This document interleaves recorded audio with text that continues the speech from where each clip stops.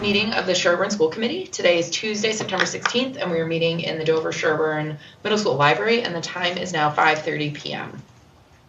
First on the agenda are community comments. We've provided a virtual link for those who wish to make a comment, but for whom it is not possible or preferred to attend in person. There is no one here. Are there any community comments online? Don't think so. Okay. Up next are superintendent comments. Great, thank you. Good evening, everyone. I'll be brief as we had a long overview last week, but again, a smooth opening to the school year. So thanks to everybody. It takes a village to raise our kids, and everybody chipped in, and so far so good. I've had the opportunity to visit classes at Pine Hill with Miss Gullingsrud and Mr. Conklin has with Miss Ryan, and getting into classrooms of both veteran teachers and new teachers, and things seem to be going very smoothly. And as you know, All School Meeting is already up and running, which is super exciting and adds to our Friday joy.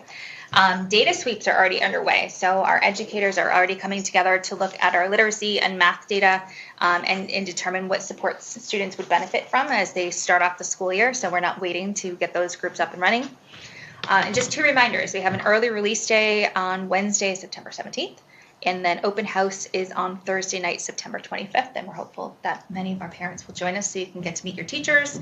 And I believe the evening starting off with a launch with the principals in the auditorium, which is always a nice way to start the night. So that's what I have for now. Happy to answer any questions or take feedback. Yeah, not for me. Okay, great. Next on the agenda, we have financial reports. Ms. Vittori? Thank you, Chair. So in your packet, you have actually a 2-page warrant report, because these are all the warrants that have been processed since you last met in June. So they're segregated in warrants that we processed for fiscal year 25, and then the second page are warrants that we've processed to date since fiscal year 26. Again, they look like there's a lot, because every fund that we process invoices against is a separate warrant, and so you'll see that listed off to the side what fund we were hitting for that particular set of bills that we paid. So that's why it looks so voluminous, is that we have to do one for every fund. That's how the town posts to all of our different funds.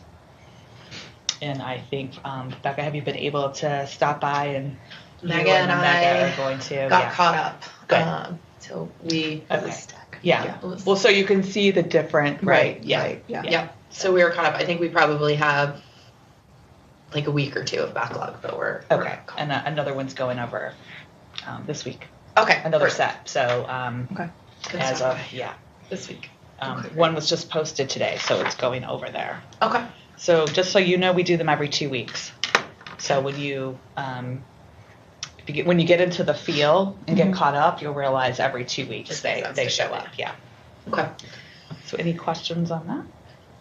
I see that the HVAC cost is in here. Are we up and running? And we have. Yep, that'll be in my my next report. Okay. Very exciting. So in the September meeting, we just started school, right? We just had our first payroll actually. Last week for all the school employees. So we're still fresh into fiscal year 26. So September is always our opportunity to bring forward to you the results of fiscal year 25. Because now we've closed all the books and we're able to report everything as a final number. So as you know, we were running a surplus in salaries. And we'll talk about what that provided for us in a second. But I do a high-level summary. If you go back into your reports from like June and May, you can get more detail. But I try to make this one sort of short and sweet. So you see salaries, we were positive about $182,000. Same with expenditures. We had a $21,000 positive variance, and then we were just slightly over budget for out of district. But that's a really good number compared to where we have been in certain years. When we met in June, you know that the select board asked us, inquired about doing some additional engineering study on the auditorium. So if you remember the HVAC, we were intending to do 3 air conditioning. So the cost came in at a point where we were able to fund the 2, but we are putting aside the auditorium. they still felt like there was ventilation work that they wanted to do there. So we had the engineers look at maybe a more cost-effective way. So using our funds, we engaged with our engineers to look at that. After you guys finished meeting in June, a possible change order did come forward to put in, it's called an ERV, so energy recovery ventilator. So it does everything except sort of push out cold air, but it gives you fresh air, it tempers the air, and it gives us heat. So as you know, in the auditorium, one of the issues we have is it gets cold, surprisingly, in the winter. So this was a sort of a good way to segue. We can, at the next juncture, add AC as a retrofit, but with that, the change order came in at around about $151,000. So the select board approved to use our surplus to pay for that. That's great. So you will see, and then keep in mind that's in addition to, this got pretty complicated from the county standpoint, $75,000 of supplemental reserves that they approved to increase your budget. Didn't really show that here necessarily, to cover our first two because we were short. So if you look at your financial statements, you'll see at the very bottom that although we had a total operating surplus of 163, the select board approved 155,000 for us to use towards the HVAC. So you're ending the year with you're giving back to the town about $8,200. But that was money, I think, well spent, and because we had those surplus reserves, that gave them the opportunity for us to quickly, we rushed to get it done by June 30th so they could encumber the funds. But that sits in our budget, and you'll see, if you looked at the warrants, there were a couple of that said, fiscal year, the construction in progress, fiscal year 25 encumbrance, we had to spend that as though it was 25 money encumbered. Got it. So we had to spend By June 30th. well, it had to, not by June, we process it as of June 30th, but it just has to be encumbered. Got it. So, and have a valid contract to show that was encumbered. That's great. And so with that, this gets pretty complicated, but on the back, we're going to jump to the capital project update. I summarized for you the costs and then the funding sources. So the costs were, the base contract price with the library and the cafeteria. We knew that when you guys left in June, and that was the $743,000. What happened after you met, change order number 1 was the alternate for the auditorium.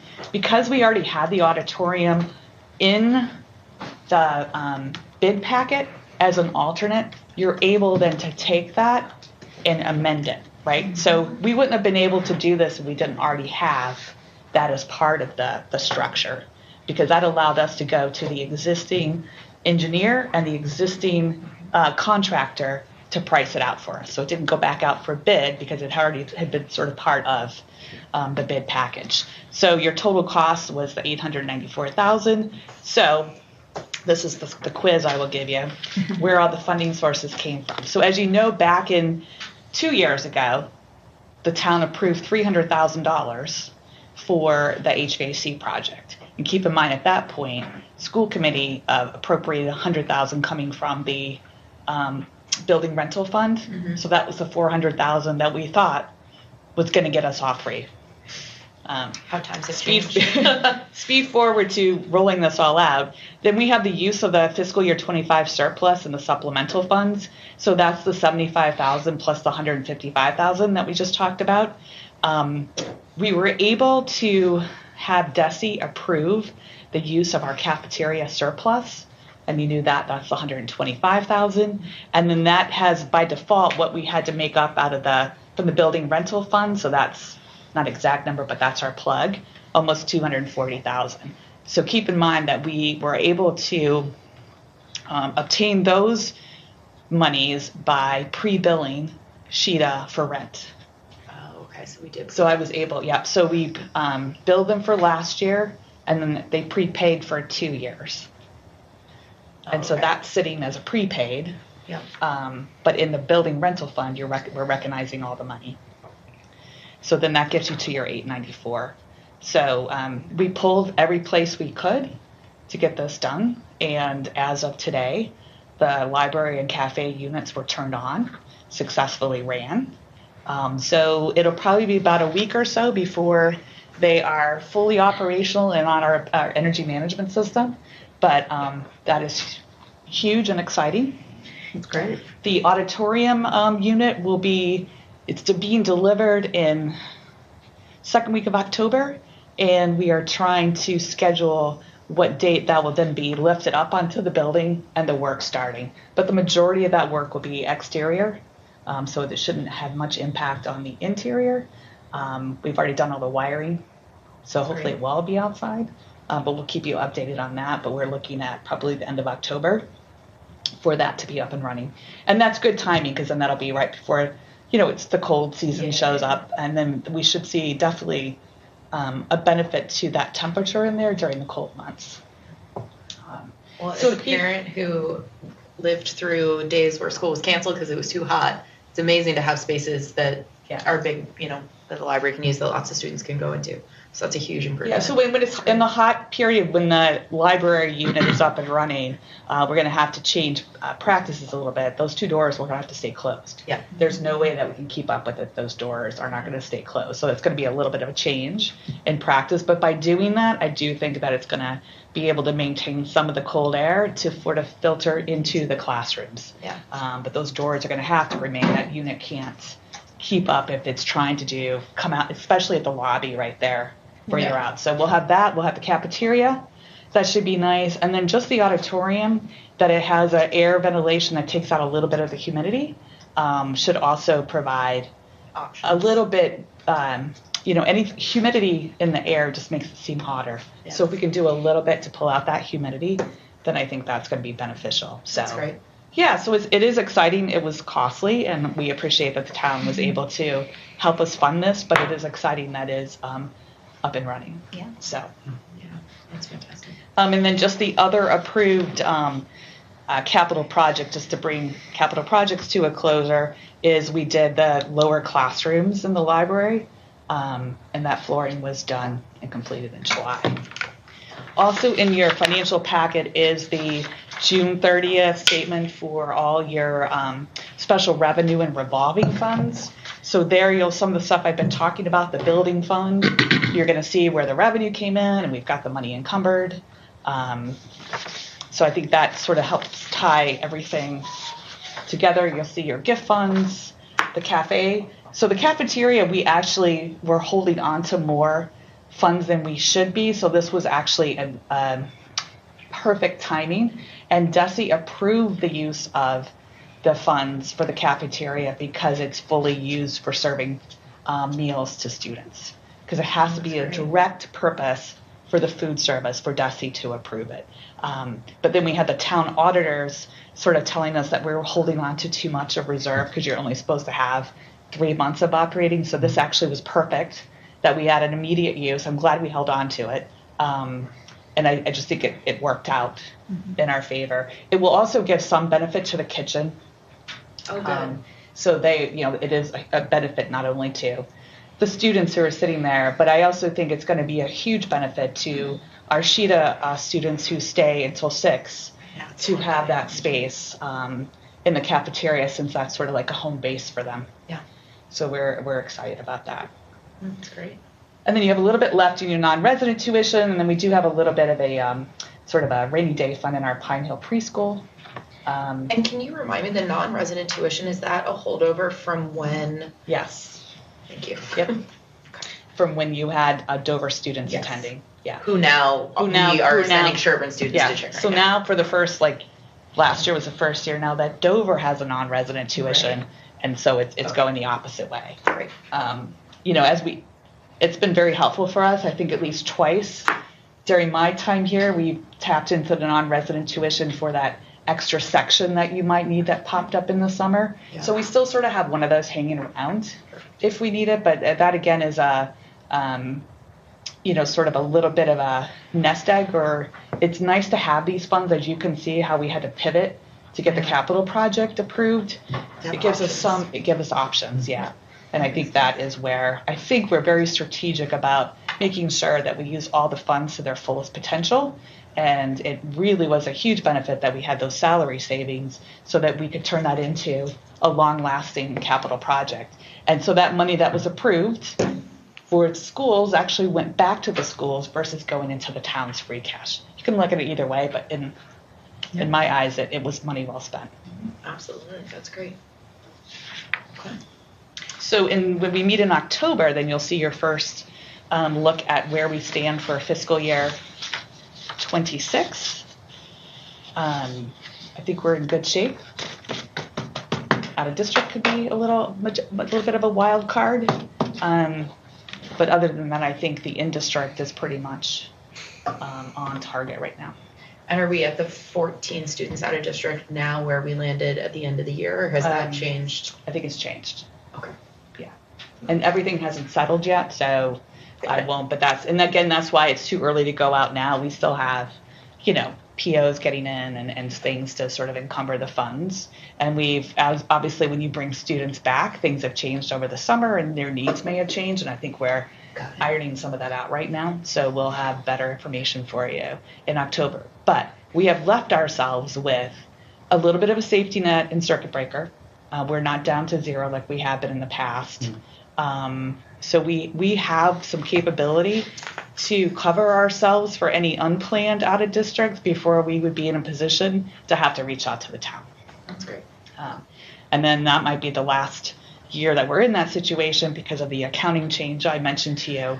Right. Really, that onus is probably going to land more at the region level going forward than at the town because you're only looking at pre-K to 5. And we typically have a small number of students at that age.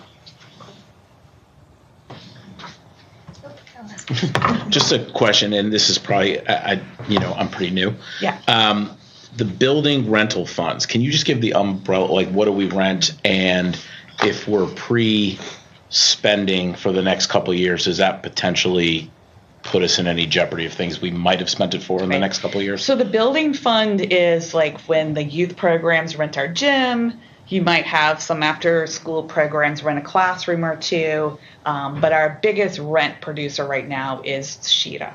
So Sheeta and DITA at Chickering is actually run by the region. Okay. So people don't realize that little quad, right? So the region is running Sheeta using Pine Hill School to run an after-school care program.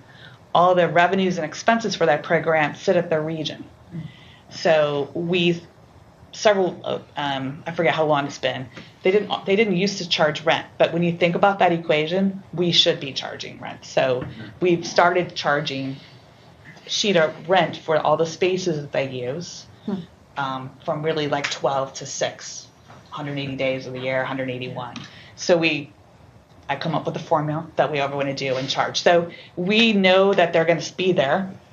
The building fund has been in the past things for where it gives us flexibility if a small capital project comes up that we want to do. We've used it for a lot of different things over the years. So we have pretty much tapped it out. And if you think about it, we're not going to see the benefit of Sheeta rent for 2 more years because we're going to get it, but we've spent it. But when we get back into it, so that is really the bulk of it. And, Thank you. So it makes sense because, you just got to look. You can't think about the region and Sherborn being the same. We're not together. Yeah. So. Thank you. Yeah. What does Sheeta stand for? Sherborn. Extended day. I don't know what the A is. I thought so. I thought it was. I wasn't sure what the A was either. Extended day. Yeah. And then the other one's Dover extended day. Dover extended day. Yeah. I wondered that for months. Yeah. I just think now to me, I just like Unfortunate means that, nothing. Because we call it X day. X day. We Yeah. got it. X day. Yeah. Yeah. My children are very excited about the concept of air conditioning at X Day. Very excited. Okay, great. Thank you for those updates. You're welcome.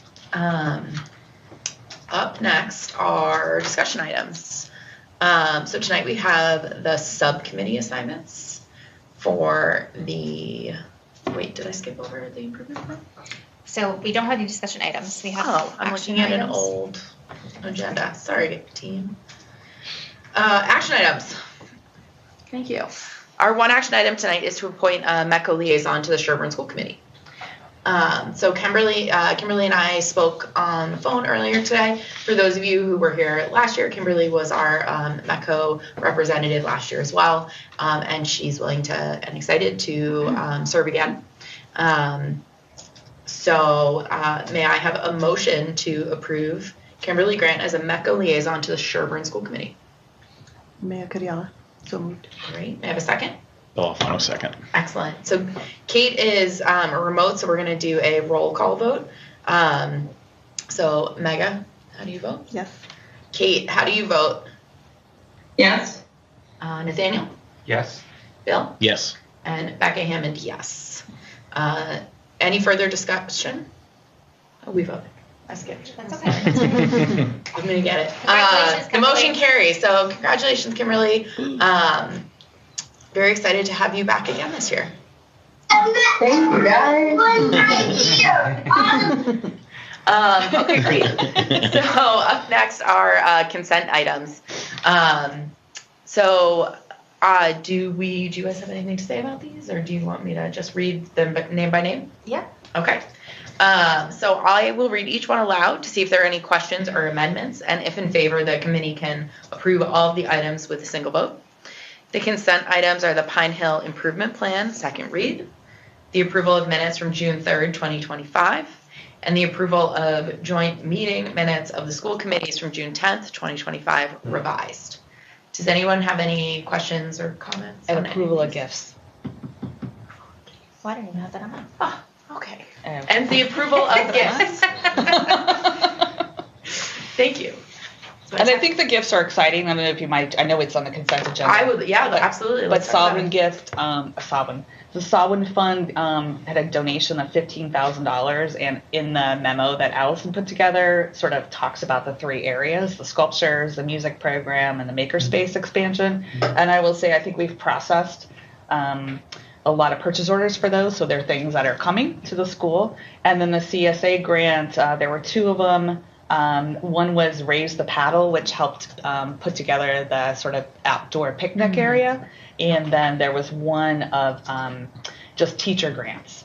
And so I think that individual teachers could put forward grants at the CSA. So we're so fortunate to have these funding, because this is really what puts the icing on the cake and really allows the teachers to do some things that we can't necessarily put in the operating budget, but it adds so much value, I think, to the operations of the school. So we're fortunate. The Sovereign Grant is something special that just Pine Hill has. The other two school districts don't. So you definitely benefit from that. That's great. We are very appreciative. All right.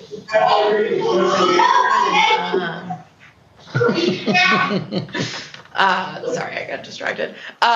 Okay, great. So we may I have a motion to approve the consent agenda. Maya Kadiala, so moved. And may I have a second? Oh, final second. Great. And we'll do any further discussion? Okay, we'll vote by roll call. Maggie Kadiala? Yes. Kate Manzolini? Yes. Okay, Nathaniel Jackson? Yes. Bill Alfano? Yes. And Becky Hammond, yes. The motion carries.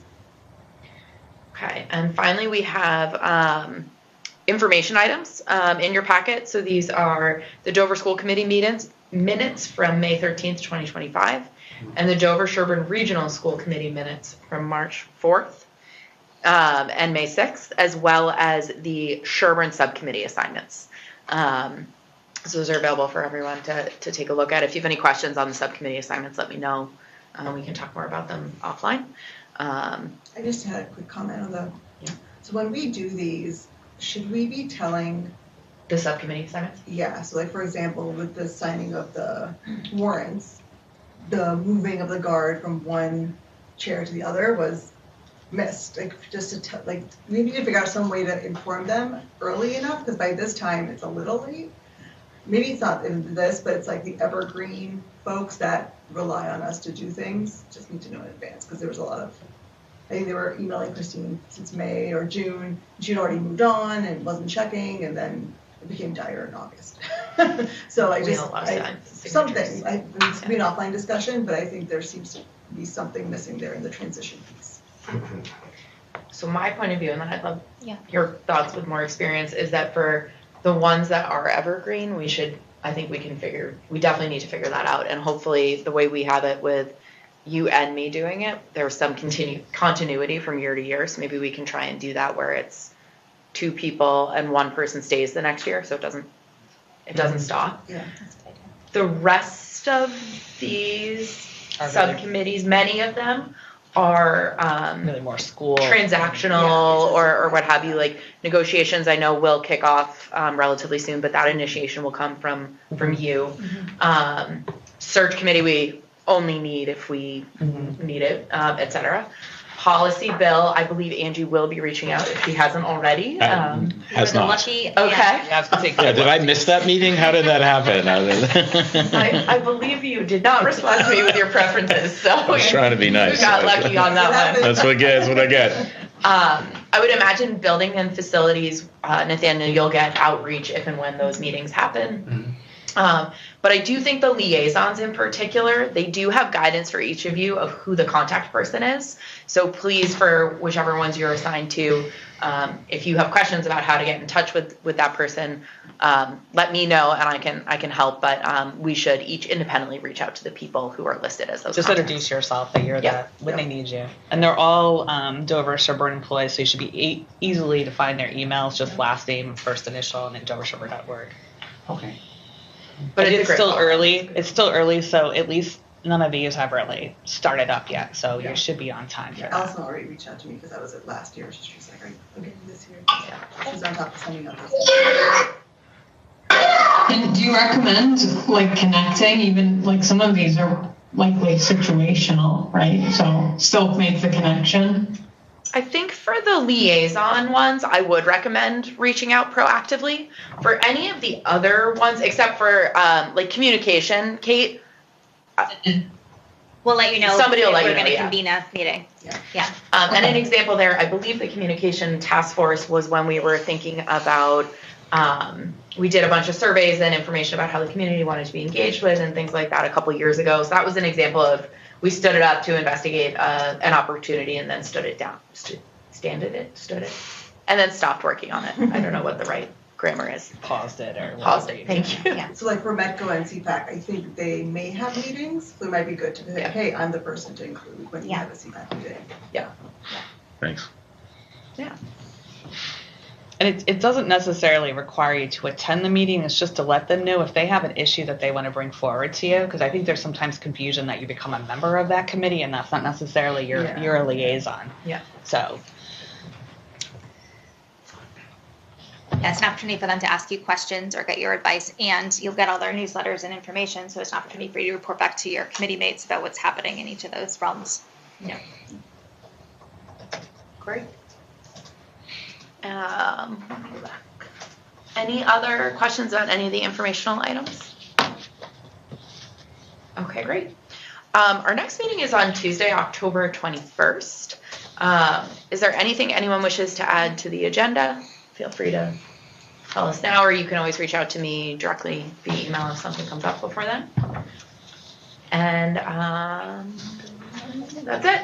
All right, our meeting has come to an end. It is now 5:59 p.m. Very efficient today. May I have a motion to adjourn? May I have a second? Nathaniel Jackson. Great. And we'll do a roll call vote. So I'll go in the other direction now. Nathaniel Jackson, how do you vote? Yes. Jill Alfano? Yes. Becca Hammond, yes. Mega Kawiala? Yes. And Kate Mansley? Yes. Excellent. Well, thank you so much, everyone, and we'll see you in October.